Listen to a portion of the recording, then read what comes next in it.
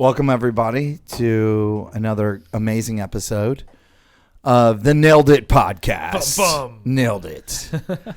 I'm joined today by my good friend, my bourbon, whiskey, scotch drinking brother from another mother, a guy who is super smart in the world of private money finance. I would call you're a private money tax avoidant ninja. I love it. Anything I'm a ninja at, I like tax being a ninja. avoidant ninja. So I brought Derreck back on. Derreck is I think you're the second guest. You and Brian Burr have been on 3 times. Right on. Yeah, but the good part about you coming on is that you're always, your situation at Quest is constantly evolving, and we're going to get into that. Want to give a big shout out to my buddy Steve Davis with the Total Wealth Academy for providing this amazing studio. What you guys cannot see behind us, I'm gonna put. He's grabbing some Legos. I'm grabbing. This is pretty impressive. This is what Steve does. Steve puts together these amazing little artifacts every week. Do you know the reason why he started doing this? It's so cool. I don't, but I mean, God, I like puzzles, so. Yeah, he started doing this because he was losing dexterity. And he read somewhere that if you put together Legos, that it like retrains your brain. And I kind of feel like that's where we're at, mainly as, in a society, is like we have to really get out of government's going to save us.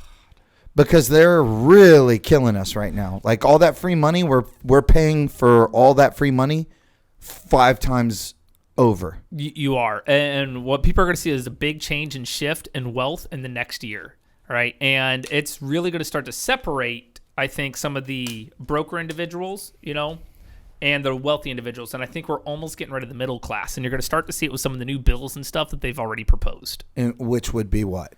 Things like a Roth Conversion they're trying to get rid of. Now, okay, explain that.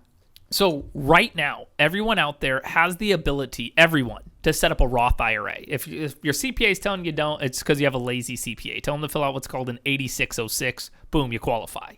All right. Now, the problem is the Roth IRA was created in 97. This is where I'm a dork and I'm a nerd. No, and I love this. Is why I say you're a tax avoidant ninja. This is the D hack, the Derreck Long hack. So in 97, the Roth was really started to being created to almost find a way to help replace Social Security. Okay. Understand that despite whether you're red, blue, somewhere in the middle, all that political stuff doesn't matter. By the time you and me are in our 70s and 80s, Social Security probably won't be around, right? Yeah, and you know what's weird is that those people who are making like $3,000 a month on Social Security, mm-hmm. That's probably pretty good right now, $3,000 a month. But the problem is that now they've lost probably 25% of what they could buy with their $3,000. Yeah, straight to inflation. Yep, it just poof gone. Yep, and the Roth was supposed to help replace this by helping and allowing the younger generation or the next generation to grow money tax-free. Knowing that, all right, if I can do an investment, say it's $1,000 and I can turn it to $5,000, I don't owe taxes on the growth. However, the growth aspect of it, you can't touch until you're older, right? Mm-hmm. That's okay. That's why we're growing it in a retirement account.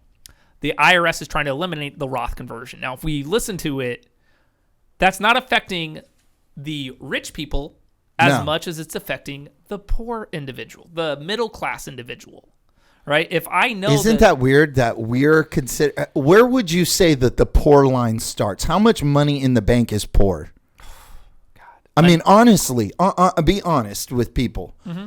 Like if they've got, let me ask you this: if they've got $10,000 in their bank account and they're happy about it, do you judge $10,000 based on, well, how much are your liabilities every month? Or do you judge it based on you have $10,000 in your bank account, which is really only $7,500? So the way I really honestly look at it is, what are your monthly expenses? I know people that make $250,000 a year, and a lot of us out there would consider that to be on the higher end, right? Well, that same person is living paycheck to paycheck because they're not structuring their investments right. They're not working with the right individuals. They're spending as much as they're making. That same person only has $5,000 saved up in their bank account. I also know the guy that makes 50 grand a year, but somehow is living off 30 and trying to shovel away $15,000, $20,000 every month so he can start to do investments, grow things passively to get to the next level. He meant every year, everybody. Yeah, every year. Sorry. Now 15 or 20,000 every month. That'd be great. Oh man. So in 1 year you'd have $360,000 off of a $50,000 salary. Not enough coffee, y'all. So that would be like one of those altcoin investors, you know. Someone threw this statistic out there the other day, and we've talked about crypto before, and I asked you on the last show. So if you want to go back and find out whether or not you can invest into crypto inside of your IRA, self-directed, Derreck works for Quest Trust Company. His dad is one of the co-founders there, and then your uncle is the other founder there, Quincy and Nathan. And so those are probably two of the smartest dudes ever. Your dad's one of the most brilliant public speakers I've ever seen. He's also, I don't understand how the dude can maintain like a 105-pound weight consistently throughout the time that I've known him, living in Houston, surrounded by tacos everywhere and Mexican food restaurants. It's because he's a vegan. Oh my gosh. He probably likes cheese enchiladas. So yeah, I think I see people today. There's a lot of people who are getting quote unquote rich. They have this money sitting inside of a wallet, a digital wallet. Yep. They listened and then I guess you want to say that they invested. They invest into these little memes and then they quickly raise their money. I think that the government is coming after that in this bill. They're coming after crypto fast. That's correct. So one of the ways especially on our last podcast we talked about was if you want to use a retirement account to invest in cryptocurrency, what would happen is your retirement account has to set up an entity in the middle, an LLC, a trust, whatever you feel comfortable with. Well, the most recent bill that they talked about was to eliminate all what we call checkbook control IRAs. Now, I personally got to participate on multiple lobbyist efforts. You know, I got to speak with Ron Wyden's staff, which is a senator out in Oregon. I got to speak with Elizabeth Warren's staff, who ran for president, against Hillary. And after speaking with their staff, believe it or not, we actually were able to get them to drop only that portion of the bill. But what's scary about it is that means it's on the IRS's and Congress's radar. Already. Right, they're already looking at it. They want to eliminate the IRAs being able to invest in things like cryptocurrency, own those private assets, and it was way more than that as well. But I can't understand how these people who make a massive amount of their wealth on real estate are trying to take away the advantage that was created 200 years ago to avoid taxes and build generational wealth through real estate. Yeah. And it's crazy to think that. And that was actually one of our tactics was, with indirectly, I physically asked Ron Wyden and staff, like, can you guys tell me what you personally invest in? And just think about it. Do you own more stocks or do you own more tangible assets? Right? And which one pays you better? Which one do you feel more comfortable in? Don't answer me. You don't need to because it's your private business. Right? But what you're eliminating by some of these bills you're presenting is the ability for even you as an individual to hold those investments. And I think by presenting things that way in a non-attacking manner, which is very difficult, right? I'm ex-military. Because of me being ex-military, I'll probably always be on the red side, But what's the red side? I always say the Republican side. Got you. So more of the conservative side. Yeah. But the red side is more, let's go to war and fight. Absolutely. Right. And me being ex-military, it makes sense why I fall into that category. Right. And the blue side's more, let's all get along. Yep. And those people over there are bad. Yeah. But I mean, it goes both ways. I think that everybody is looking at everybody in finger pointing. It is. And it's sad because I joke, but man, if someone was actually able to run for president that was not a Republican or a Democrat that had the money to go through those type of things? Elon Musk. Sorry, I sneezed. Yeah. Elon would be great. Elon would be great, but here's the problem. He's too busy saving the world from itself. Absolutely. And that's the thing. Like, why would he waste his time with something like Well, that? also, people hate assholes. I've seen this online all the time. I'm a prime example. Yeah. People hate, people love my honesty until it comes to them.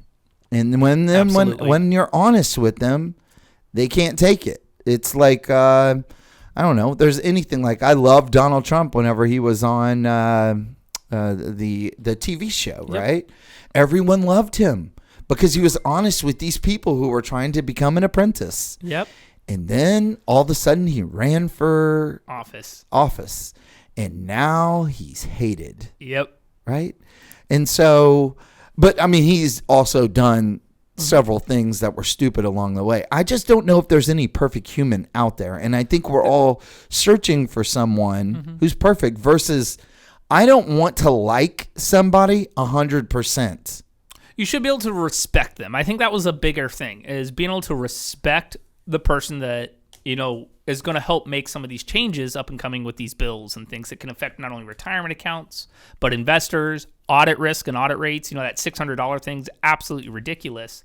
But if you can respect some of these individuals, I don't care what side they're on. Yeah. You still have to be able to negotiate, which is what you're doing. Absolutely. You're negotiating from an opposite side. And I learned this from Ronald Reagan. I think, the person who was the state, like the Nancy Pelosi. Yep. Whatever she is, which is the head of the Congress, whatever, Speaker of the House. Yep, Speaker of the House. Whoever the Speaker of the House was with Ronald Reagan was a staunch Democrat. But Reagan and him always ate together. They always talked. They feuded. And I think that we're in a world today where people are lacking the mental fortitude to be with people and have people in their circle. Mm-hmm. This is my 2020 goal. I want more people in my circle that I can fight with, like banter and argue and walk away and no one feels offended. It's a lot. There's a lot of Nancys out there and a lot of Karens. Man, you're so right. And that's one of the things, especially when we talk about real estate, cryptocurrency, oil and gas, any type of private investment. Yeah, you just told me about your oil and gas stuff. That sounds amazing. Yeah. So I've been investing with I only own one investment in oil and gas, but it's surprisingly outperforming my rentals, outperforming my notes, and outperforming my syndications. Yeah, by like 200%. Yeah, and you just spoke. Yeah, we came and listened to you speak at Norris Conference Center just a couple of nights ago. Yep. Last Thursday. Yes, that's Thursday. Correct. Yeah. What was that? It wasn't a forecast. It was the inflation talk. Yep, the inflation talk. Yeah. Oh, wow. That was good. That was brilliant. Jason put a lot of energy into that presentation. He's a remarkable speaker too. Jason Bible is, and it's funny because me and him actually disagree on a lot of things, but in a good way. And that's what you're just talking about. Yeah. It's okay to disagree. You're not supposed to be on the same side of the fence as everyone else, right? But if you're going to disagree, you should be able to have a proper debate and see both sides of the fence. Yeah. And it's like there's no one way to get to retirement. There are multiple vehicles to get there. It's just what your risk tolerance is. Mm-hmm. So is your IRA investing into the oil and gas deal, or is this your personal? So it's funny you say that. It is my IRA currently. However, starting tomorrow, it will also be about 30 to 40 grand in my personal funds. Okay. So I'll be doing a private investment with them as well because I want the income from both sides. Gosh, I wish you would have called me and told me about this one. I want to get in on this one so bad. It sounds so good. This is so good. And this is another reason why you need to go to the Quest events, because they are opening they're opening this big huge door for you to walk through and meet people, get to know somebody in this space. They're very approachable. They're easy to talk to. everyone needs to open up a self-directed IRA. Absolutely. In some form or fashion. And Every single person. I don't care if it's even with me. It should be an HSA. Yeah, if you at can minimum. Yeah, if you can at least qualify for an HSA or an ESA for your kids, get one. And it doesn't even have to be with Quest. I work for Quest, so of course I'm biased. Yeah, I'm biased because you're right down the street. Right? But no matter what, if you're out there and you're listening to this podcast, you guys need some sort of self-directed IRA because it's honestly one of the quickest and best ways to build wealth. And I'm going to disagree with him because he said that that he wants to be around. It's okay to disagree. If you're stupid if you're not with Quest. Quest is right down the street. Anytime that I've had a problem, I can put a face with the customer service. And I've had problems. Absolutely. I've had problems. No and company's perfect. Every time I've had a problem, I call you. You'll send an email. You'll thread me in. You'll do whatever. You'll call me back. You'll let me know. And this can't be just me because there's way too many other positive reviews about your company, and you hold way too much money for people to have bad customer service. Yeah. Well, that's the thing is I tell people, and this doesn't matter which custodian you look at, okay? But you need to, when you're looking at reviews, it is way easier to get a negative review than a positive review every single time. So the fact that we have over a 4.5-star rating, almost that 5-star rating is unheard of with over 200 reviews. Right. A. B, you need to be able to judge someone, not when everything's going good, but when everything goes bad. When everything does fall apart, is someone there to help you out? Is someone there able to hold your hand, try to fix the situation, be in communication?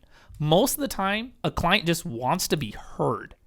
And if you know you're being heard and someone's there in your corner to help you out, that's what makes the difference. And I like to think that Quest, we try our best to be that person. What happens if I try to do a deal? Let's say I'm trying to do a deal and it's a prohibited transaction, which means I'm lending to somebody or I'm lending on something or I'm trying to invest into a vehicle that the government tells me I'm not to.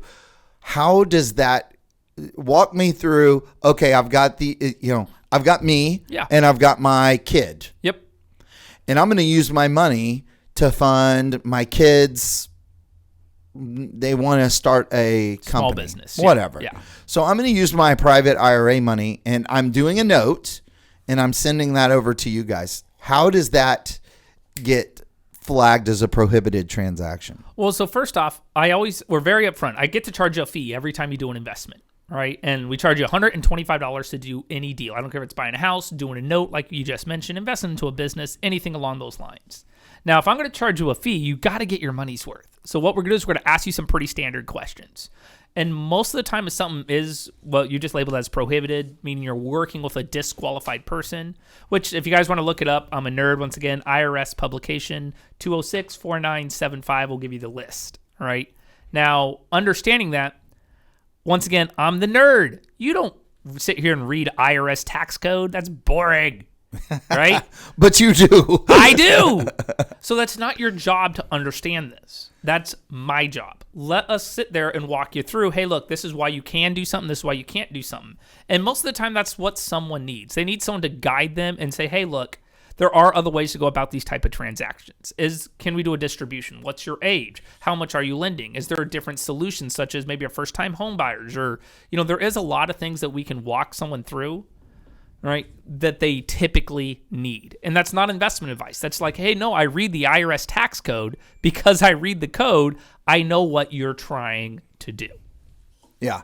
How do you how do you start this process of looking for an investment? What would you, if someone was out there and they've got money and they want to get going, or let's say that they've got money sitting at Quest and they just haven't used it, how would you tell them to get started? So the first thing is you never want to leave a lot of cash sitting for a long period of time. Now that's just, I like to think that's common sense. I have stupid cash at your place. But as I say that, a lot of people do. And most of the time it's because they just don't know where to go. What do I invest in? So the first question I'm going to ask is, what are you knowledgeable in? Yeah. I have a lot of doctors that call me and they're like, hey, Derek, I understand dentistry. I understand this. I understand that. I can do surgeries, but I suck at real estate because I just don't understand it. Did you know there's companies out there that will allow you to invest in their hospitals and pay you a 12% rate of return secured by the hospital? Well, guess what? That's great if you're a doctor because you understand what they're doing. How do you find those ideas? So I can email over a list. Always do your own due diligence. But like if it's a hospital-wise, I say go with ZT Corporate. Okay. But what I'm saying is y'all have people that come to you and they say, hey, we've got these opportunities. How do we get in front of your customers, right? Absolutely. So I have probably 10 to 15 calls a day where someone says, hey, Derek, I'm raising capital. I want to present this to your clients. And I go, well, unfortunately, I can't let you present it that way. I can let you maybe come in and educate our clients in a specific area. Now, in order to do that, I'm going to have to vet you. We're going to make sure there's no outstanding lawsuits. We're going to make sure we're going to review your last 5 to 10, 15 deals sometimes. If this is your first time raising capital or doing an investment, we're probably not going to let you speak. It doesn't make any sense because unfortunately, you're an amateur. However, right, assuming you meet all those criteria, we're going to bring you in. And your goal is to educate someone in this space. You can talk about previous deals, not your current deals. Now, knowing that, Curtis, if we brought you on and we brought you on to speak at multiple of our events, including our expo, right? Well, now, if I'm an investor, I'm not saying that every deal is good, right? Because, man, deals, sometimes they fall through. Right? It happens. But if I see someone on the Quest platform and see someone on their stage, they've already been vetted. They've already, obviously, have done enough investments that maybe I should be reaching out to them. Someone like, and you and I had a conversation about him, Robert Martinez from Rockstar Capital. Right. Prime example. We've brought him in multiple times. He's been in the multifamily space for 15 years. He's been doing these type of things. Well, I'm not going to say invest with him, but there's a strong track record there. Right. You're bringing people in with the assumption that they have proven enough to say, okay, it's now we've done our due diligence from a superficial level. Yep. We've allowed them to come in because we've seen that stuff is there. In a micro level, if you want to invest with that person now, you need to go do your due diligence. Absolutely. And so the way that these things happen from Quest that I've seen is it used to be the Tuesday morning meeting. Yep.